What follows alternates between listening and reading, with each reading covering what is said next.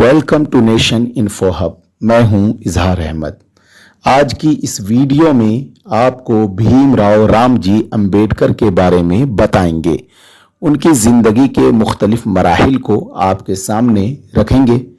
उनको बाबा साहब भी कहा जाता है। आज मुल्क भर में उनकी 131वीं जयंती मनाई जा रही है। बाबा साहब की पैदाइश आज ही के दिन यानी 14 अप्रैल 1891 को हुई। वह एक मारूफ व मशहूर हिंदुस्तानी कानूनदा, सियासी रहनुमा, फ़लसफ़ी, इंसान दोस्त, तारीखदा, माहिर इक़्तिसादियात, मसलह बुदमत, आज़ाद भारत के पहले वज़ीर क़ानून की हैसियत से वह हिंदुस्तानी आइन के मुसन्निफ़ भी हैं। तो आइए उनकी ज़िंदगी के बारे में थोड़ा तफसील से जानते हैं। बाबा साहब महार जाति से थे, जिसे बेहद निचले तबका का माना जाता था। बाबा साहब का खानदान मराठी था, जो महाराष्ट्र के जिला रत्नागिरी के अंबावरी गांव से ताल्लुक रखते थे। बाबा साहब के जब वालिद फौज से रिटायर हो गए, तब वह अपनी पूरी फैमिली के साथ सतारा चले गए, जहां कुछ दिन बाद बाबा साहब की वालिदा का इंतकाल बीमारी की वजह से हो गया। उसके आसपास के सभी बच्चे स्कूल जाते थे, जिसकी वजह से बाबा साहब भी खुद में परेशान रहते थे। उन्होंने अपने वालिद से जिद किया कि मुझे भी स्कूल जाना है, लेकिन दलित होने की वजह से स्कूल में दाखिला मिलना इतना भी आसान नहीं था। बाबा साहब के बहुत जिद के बाद उनके वालिद एक ब्रिटिश ऑफिसर के पास गए और उनसे रिक्वेस्ट किया और बोले, हम अपनी पूरी जिंदगी ब्रिटिश हुकूमत के लिए लगा दिए, लेकिन मेरे बच्चे को तालीम न मिल पाना ये नाइंसाफी होगी। उसके बाद उस ऑफिसर ने बाबा साहब का दाखिला स्कूल में करा दिया, लेकिन यहाँ बाबा साहब को छुआछूत के चलते उनके साथ गलत तरीके से पेश आया जाता था। बाबा साहब स्कूल तो जाते थे, लेकिन उनको क्लास के बाहर बैठाया जाता था और टीचर्स उन पर बिल्कुल भी ध्यान नहीं देते थे। यहाँ तक के बाबा साहब को कोई छूता भी नहीं था। प्यास लगने पर स्कूल का चपरासी दूर से ही पानी डालता था और वह पानी पीते थे, क्योंकि बाबा साहब को मटका छूने और गिलास से पानी पीने नहीं दिया जाता था। और जिस दिन स्कूल का चपरासी नहीं आता था, उस दिन बाबा साहब को प्यासा ही रहना पड़ता था। इस तरह की बहुत सारी परेशानियों को बाबा साहब ने बचपन में झेला था। नौकरी की तलाश में उनके वालिद मुंबई जाकर बस गए और वहीं के मराठा स्कूल में बाबा साहब का दाखिला करा दिया। यहाँ पर उन्होंने कई सारी किताबों का मुताला किया। अपनी पढ़ाई के अलावा दूसरी ग्रंथ वगैरह भी पढ़ने लगे। उसके बाद उनके वालिद कर्ज लेकर बाबा साहब को मुंबई के हाई स्कूल में भेजा, लेकिन यहाँ भी छुआछूत ने उनका पीछा नहीं छोड़ा। जब एक बार टीचर ने बाबा साहब को बोर्ड पर एक मैथ का सवाल हल करने को कहा, तो ऊंची जाति के हिंदू स्टूडेंट ने मुखालिफत की और कहा कि वह अछूत है, उसे रोकिए, क्योंकि बोर्ड के पास स्टूडेंट्स के लंच बॉक्स रखे हुए थे। लंच बॉक्स हटाने के बाद मिनटों में भीमराव ने सवाल हल कर दिया। उसके बाद उन्होंने हाई स्कूल पास किया। जब उनकी उम्र 16 साल थी, तभी उनकी शादी 9 साल की रमाबाई के साथ कर दिया गया।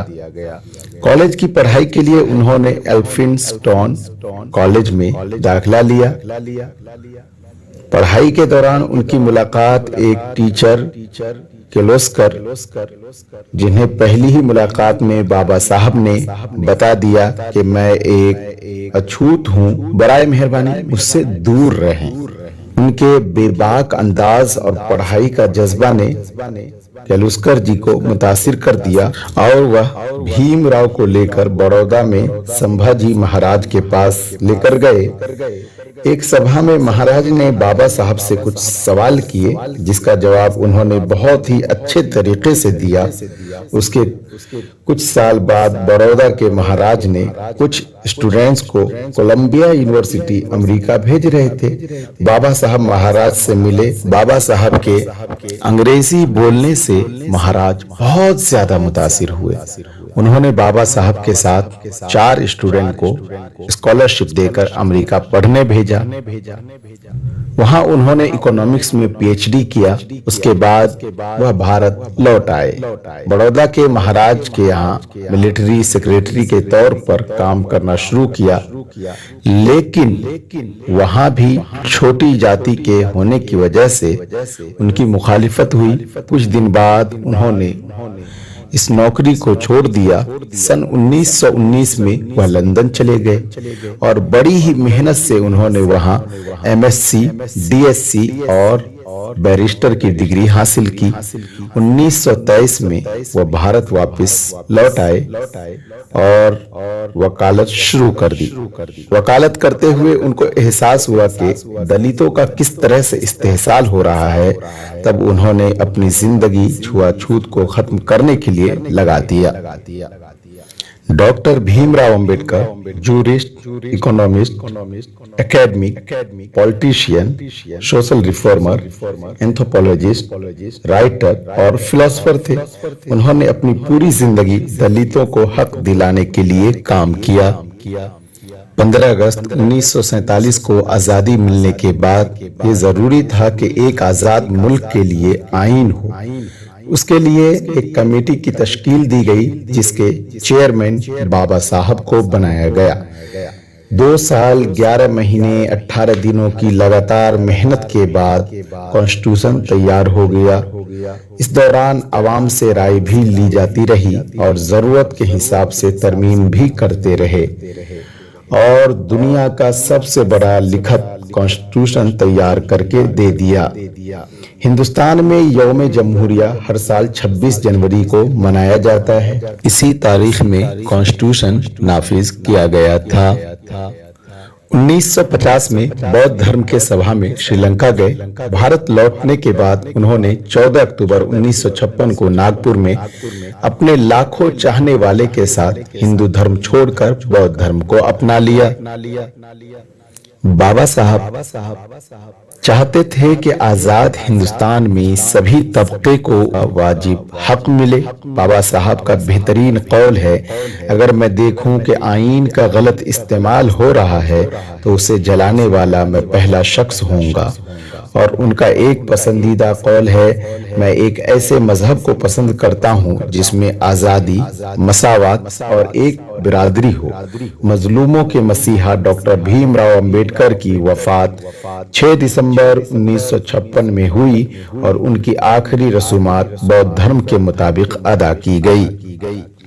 उनके वफात के 34 साल बाद उनको भारत रत्न से भी नवाजा गया।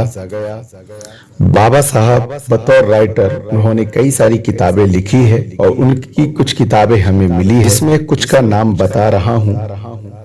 Castes in India, the problem of the rupee, Pakistan और partition of India, who were the Shudras, Buddha और Karl Marx, Manu and the Shudras. बाकी किताबों की लिस्ट ये है जो आपके स्क्रीन पर दिख रहा है। जदीद हिंदुस्तान के मामार और आईन साज डॉक्टर भीमराव अंबेडकर की बहुत सारी बातों को भुला दिया गया है। हमने देखा है कि बहुत सारी पार्टियां अपने आप को बाबा साहब के रास्ते पर चलने का दावा करती है, लेकिन वह हकीकत से कोसों दूर हैं। उन्हीं पार्टी के लोग कभी बाबाए कौम गांधी जी का पुतला तोड़ देते हैं तो कभी बाबा साहब भीमराव अंबेडकर का, कभी उनके लिखे हुए दस्तूर को खत्म करने की बात करते हैं तो कभी अकलियत, दलित या महादलितों को खत्म करने और उनसे उनके राइट्स या हुकूक छीनने की बात की जाती है। खैर, देखते हैं कि उनका बनाया हुआ भारतीय आईन कब तक जारी रहता है और कितना फॉलो किया जाता है। आज की वीडियो में बस इतना ही। अगर वीडियो पसंद आई तो मेरे चैनल को सब्सक्राइब करें, वीडियो को लाइक करें और वीडियो को आगे शेयर करना न भूलें। वीडियो देखने के लिए आप सबका शुक्रिया।